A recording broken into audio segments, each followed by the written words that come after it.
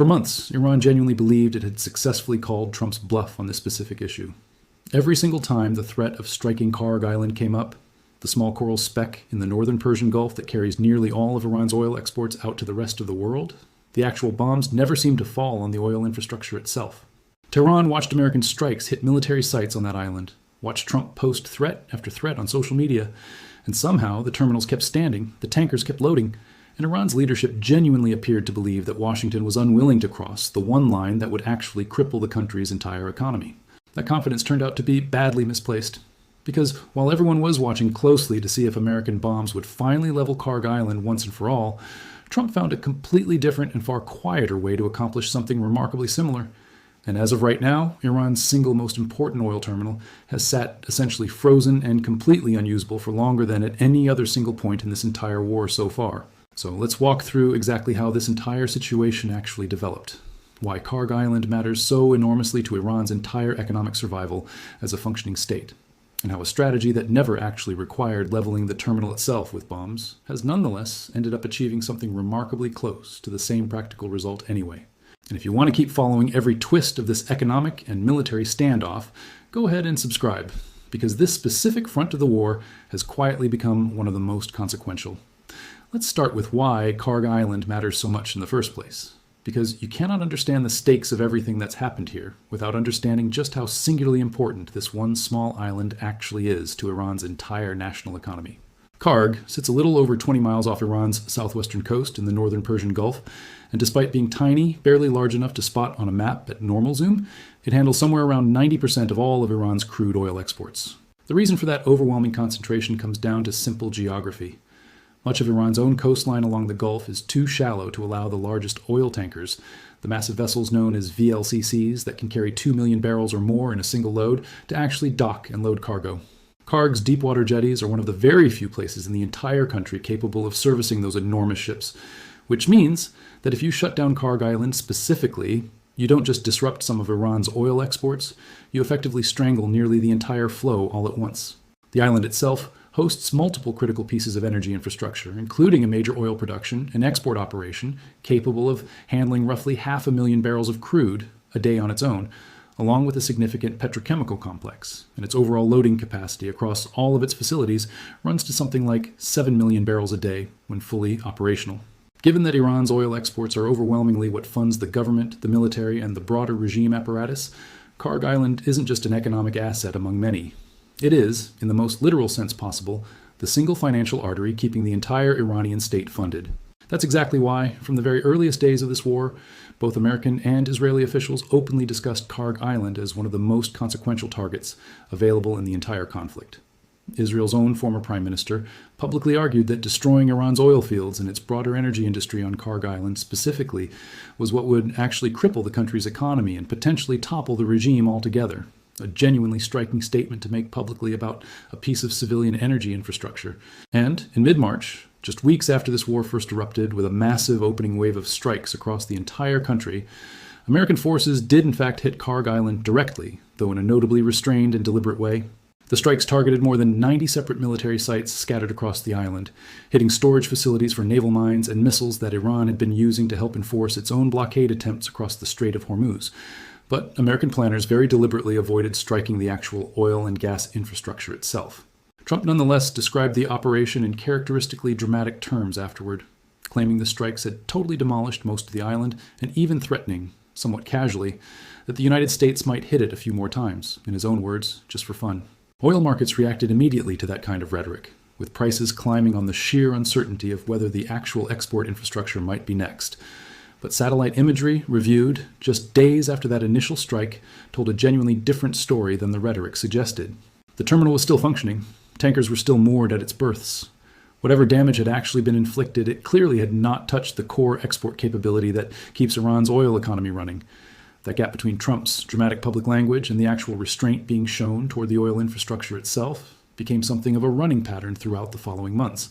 And it's genuinely important to understanding why Iran's leadership started to believe it had successfully called Washington's bluff. By the end of March, Trump was openly floating an even more extreme option, suggesting the United States might simply seize Kharg Island outright rather than just striking it. A threat that came even as early ceasefire negotiations appeared to be showing some genuine signs of progress at the same time. Nothing close to an actual seizure ever materialized. Then, in June, with an interim ceasefire agreement that had briefly been holding suddenly declared over, Trump again threatened to hit Iran very hard and specifically floated, seizing Iran's energy base on Kharg Island as part of that renewed pressure campaign. And once again, the follow-through never matched the rhetoric. Foreign policy analysts, tracking the situation closely at the time, described what was happening as Trump effectively walking back his own threat against the oil hub, choosing instead to keep striking military and coastal infrastructure elsewhere in the country, while continuing to leave the actual crude export terminals on Kharg standing. You can understand why Iranian officials might have started to read a genuine pattern into all of this repeated posturing without follow-through.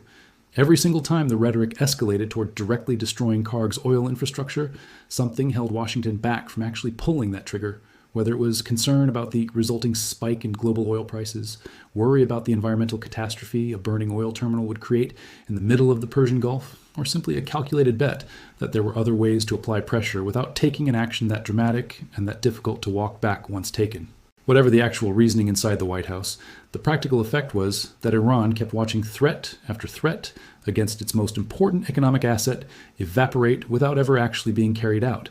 And it's not hard to imagine that pattern breeding a genuine sense of confidence in Tehran that this particular red line, unlike so many others in this war, was one Washington simply wasn't willing to cross. But here's where the story takes a genuinely important turn. Because while everyone kept watching for the moment American bombs might finally hit those oil berths directly, a completely different strategy was quietly doing far more damage to Iran's actual export capability than a single dramatic airstrike ever could have accomplished on its own. Instead of destroying Kharg Island, the United States simply started strangling access to it. Back in early May, a renewed American naval blockade around Iranian ports brought tanker loadings at Kharg to a halt for more than 10 consecutive days. The longest such shutdown the terminal had experienced up to that point in the war. Satellite imagery reviewed by maritime intelligence firms during that stretch showed multiple consecutive days with no large ocean-going tankers visible at any of the terminal's crude export berths whatsoever, even as a handful of empty tankers kept quietly running the blockade just to sit and wait nearby in case an opportunity to actually load ever opened up. The infrastructure itself remained completely intact throughout this entire episode. Nothing had been bombed. The problem wasn't damage at all. It was access, and the United States Navy, simply by controlling movement through the surrounding waters, had found a way to accomplish something close to what direct strikes on the terminal might have achieved anyway, without ever needing to fire a single shot at the oil facilities themselves. There's also a strange, murkier episode from that earlier May blockade window worth mentioning, because it adds another layer of uncertainty to how reliably anyone outside Iran can actually verify what's happening on and around the island at any given moment. During that stretch, maritime security firms tracking the area reported a large-scale spill emanating from one of the island's own terminals, an incident that further disrupted loading operations on top of the blockade itself.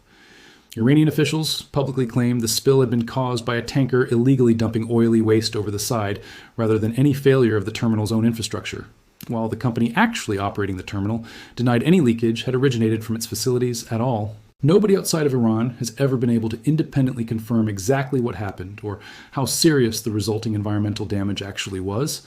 and that kind of murky, contested incident is fairly typical of how difficult it remains to get a fully reliable, real-time picture of conditions on the ground at Kharg, given how tightly Iran controls information coming out of the island and how much of the outside world's understanding depends entirely on satellite imagery and secondhand shipping data, rather than any kind of independent on-site verification. That blockade eventually eased in mid-June, when a Pakistani-mediated interim agreement between Washington and Tehran briefly took hold, aimed at winding down hostilities across multiple fronts of this broader war and specifically reopening the Strait of Hormuz to normal commercial traffic. During that roughly 3-week window when the blockade was actually lifted, Iran managed to ship somewhere between 40 and 70 million barrels of crude, the overwhelming majority of it heading to buyers across Asia, giving the regime a genuine, if temporary, financial lifeline after weeks of accumulated pressure.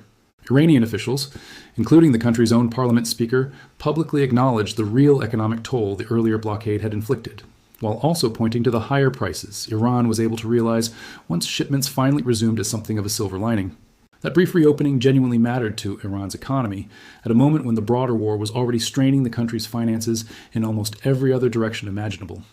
Even during the brief lull in active fighting that followed the collapse of that earlier interim agreement, Trump kept the pressure on Kharg Island alive purely through his own public messaging, in a way that genuinely underscores how central this specific target has remained to his overall strategy throughout this war. In late July, even as direct military strikes had temporarily quieted down, Trump posted an AI-generated image on social media explicitly referencing a strike on Kharg, instantly reviving international focus on the island and sending a fresh wave of uncertainty through oil markets that were otherwise beginning to calm down during that pause in the fighting. That single social media post, requiring no actual military action whatsoever, demonstrates something genuinely important about how this specific pressure campaign has been run throughout the entire war.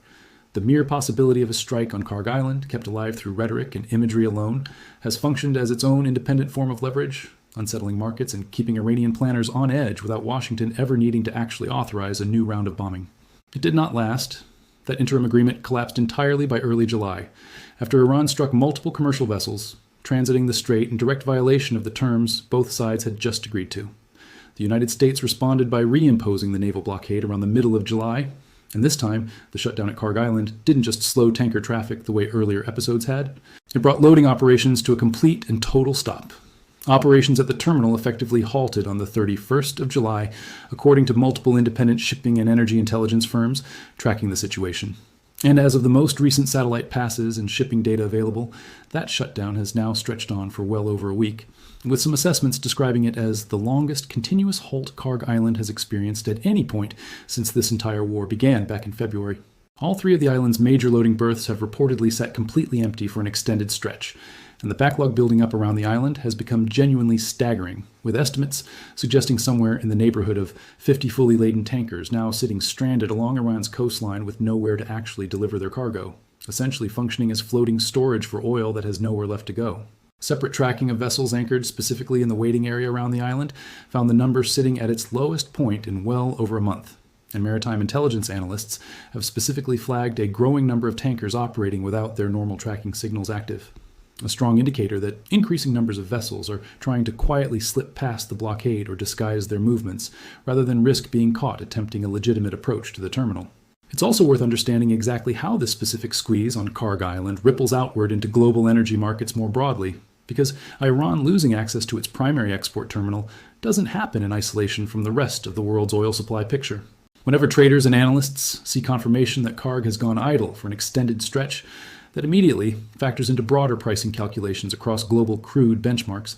even for buyers who never purchased a single barrel of Iranian oil in the first place, simply because taking that much supply out of circulation tightens the overall global market and shifts demand toward alternative producers. Asian refiners who had grown accustomed to sourcing discounted Iranian crude during the brief reopening window back in June have had to scramble to secure replacement supply from other sources, often at less favorable pricing, which adds its own layer of disruption to energy markets across an entire region rather than staying contained purely within Iran's own borders.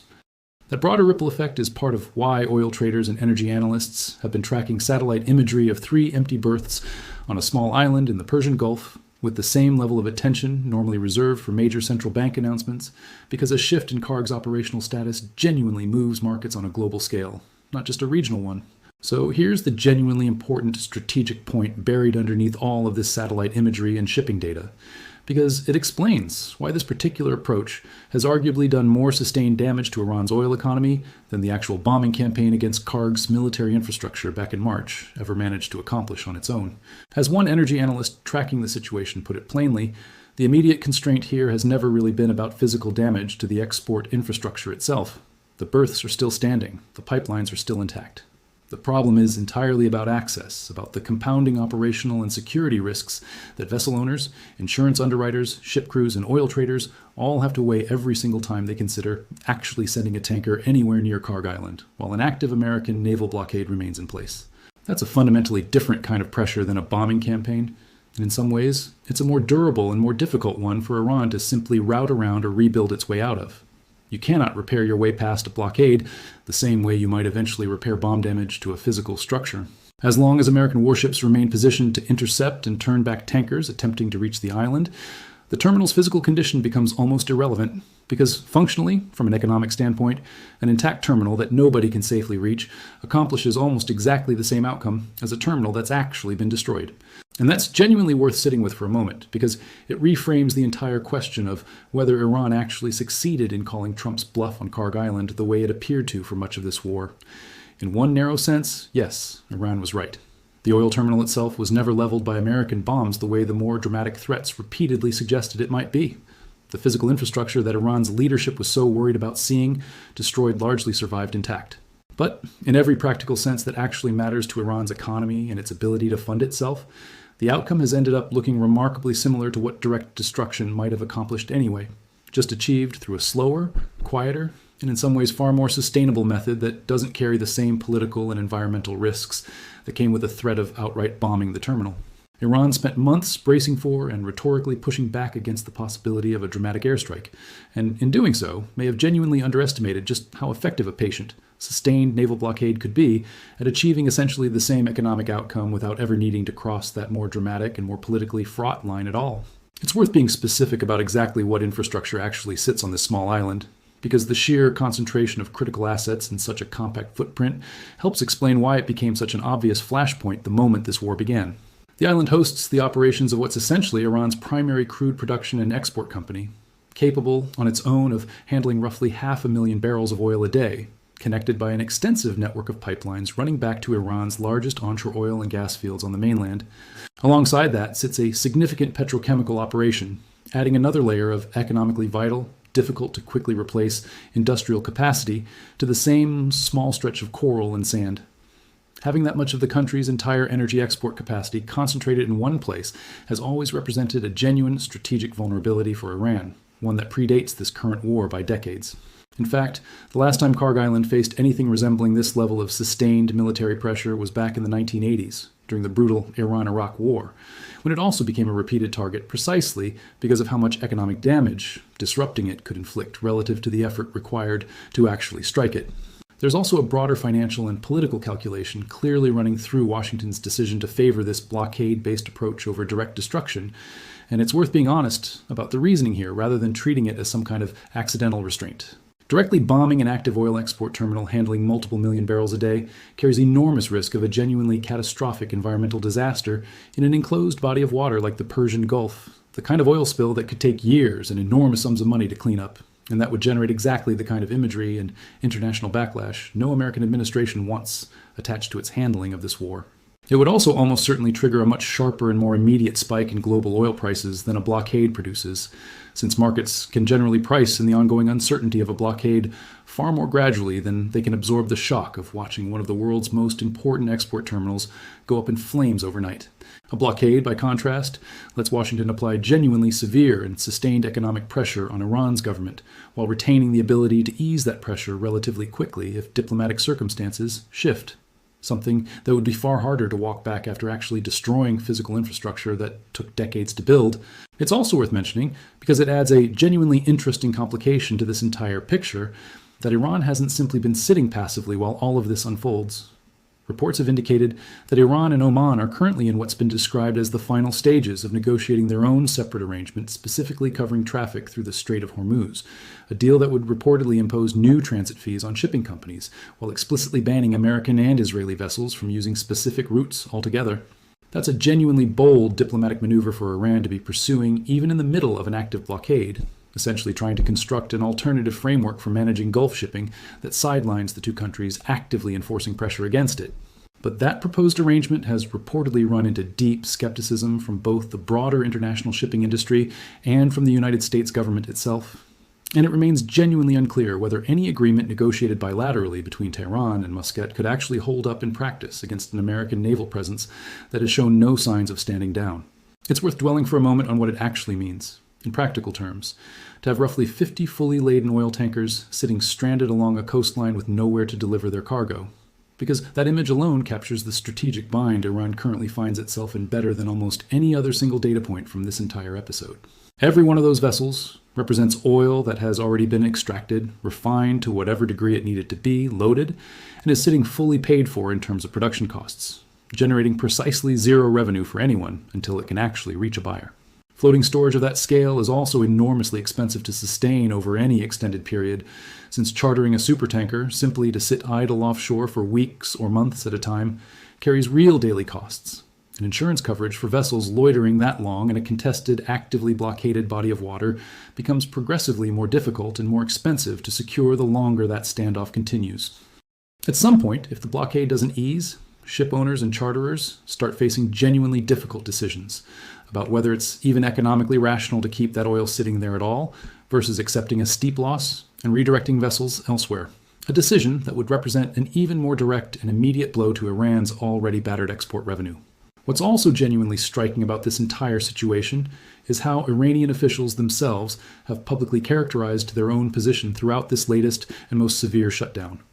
One energy analyst following the situation closely noted that despite the export halt clearly being effective in the sense that there simply isn't much meaningful tanker traffic moving in or out of Kharg right now, the loss of that export revenue doesn't actually appear to be putting immediate pressure on Tehran to make fast concessions in its broader negotiations with Washington. According to that same assessment, Iranian leadership genuinely seems to believe it still holds the upper hand specifically when it comes to the Strait of Hormuz overall, even while its single most important oil terminal sits completely idle. That's either a remarkably confident read of Iran's actual negotiating position, or it's a government that has simply run out of better options and is choosing to project strength regardless of what the underlying economic reality on the ground actually looks like. And that underlying economic reality, when you actually add it all up, looks genuinely severe.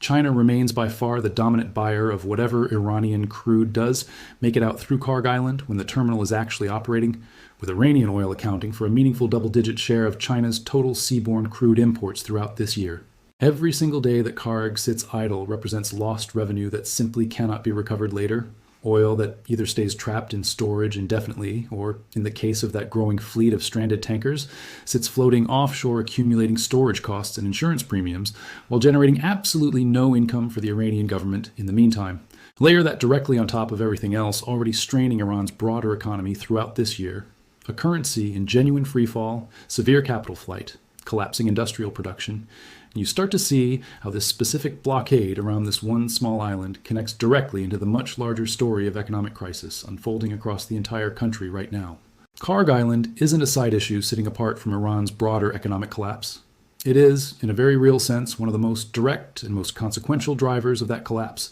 because it represents the single largest source of hard currency revenue the Iranian government has left. And right now, for the second time in 3 months, that source has effectively been switched off entirely. So what does this actually mean going forward? And where does this specific front of the war head from here? The honest answer is that the blockade-based approach has proven itself durable enough and effective enough that there's genuinely little reason for the United States to abandon it in favor of the more dramatic, higher-risk option of actually bombing the oil terminal outright, at least as long as the current strategy keeps producing this level of sustained economic pressure without requiring that additional escalation. Every week that Kharg sits idle adds to the cumulative financial damage being inflicted on Iran's government, and it does so without the environmental risk, the market shock, or the political fallout that would come with actually destroying the physical infrastructure. That gives Washington a genuinely sustainable lever it can keep pulling for as long as it wants, essentially for free from a military risk standpoint,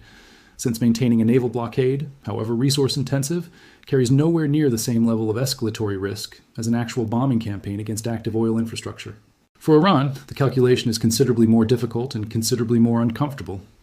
If the negotiating track around a broader Hormuz arrangement, whether that's the bilateral deal reportedly being pursued with Oman or a renewed version of the earlier collapsed agreement with Washington directly,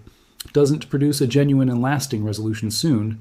Tehran is facing the very real prospect of watching this specific squeeze continue indefinitely, bleeding away the single largest source of government revenue it has left at exactly the moment its broader economy is already in serious trouble on almost every other front simultaneously. And even if diplomacy does eventually produce some kind of workable arrangement, there's no guarantee that arrangement holds any better than the interim agreement did back in June, which collapsed within weeks once Iran chose to test it by striking commercial shipping again. That pattern, agreement reached, blockade eased, provocation occurs, blockade reimposed, has now repeated itself at least twice over the course of this war, and there's genuinely no strong indication right now that the underlying dynamics driving that cycle have actually changed in any meaningful way. What makes this particular story worth paying close attention to, more than almost any other single thread running through this broader conflict, is that it demonstrates something genuinely important about how modern warfare against a state actor with a heavily oil-dependent economy can actually be waged without needing to rely purely on the kind of dramatic kinetic strikes that dominate most of the headlines coming out of this war. Bunker busters and precision missiles make for compelling footage, and they've certainly done enormous damage to Iran's military infrastructure throughout this entire conflict. But a patient, sustained naval blockade around a single small island, one that never needs to fire a shot at the actual target it's trying to neutralize, has arguably done just as much, if not considerably more, to genuinely threaten the Iranian regime's ability to keep functioning financially over the medium and long term. Iran spent months bracing for and rhetorically defying the threat of a dramatic strike on Kharg Island that never quite came. What it may not have fully anticipated was that the terminal didn't need to be bombed at all for its actual function to be effectively erased. What do you think happens from here? Do you think Iran manages to negotiate some kind of workable arrangement, whether through Oman or directly with Washington, that actually gets Kharg Island back to full operation on a sustained basis? Or do you think this blockade simply continues indefinitely as one of the quieter but genuinely more decisive pressure points in this entire war? Let me know your take down in the comments below, because this specific piece of the conflict genuinely deserves a lot more attention than it's actually getting relative to how much it might ultimately matter for how this entire war is eventually resolved. And if this breakdown helped you understand exactly why a terminal that's still physically standing completely intact and undamaged can nonetheless functionally be treated as gone, go ahead and hit that like button. Share it with someone who's been trying to follow the deeper economic side of this war rather than just the military headlines. And make sure you're subscribed so you catch the next update the moment this exact situation shifts again. Because with roughly 50 stranded tankers currently sitting offshore in a negotiating track that keeps collapsing every single time it looks close to actually holding, it almost certainly will. Thanks so much for watching this entire breakdown all the way through to the very end, and we will genuinely see you again in the very next one.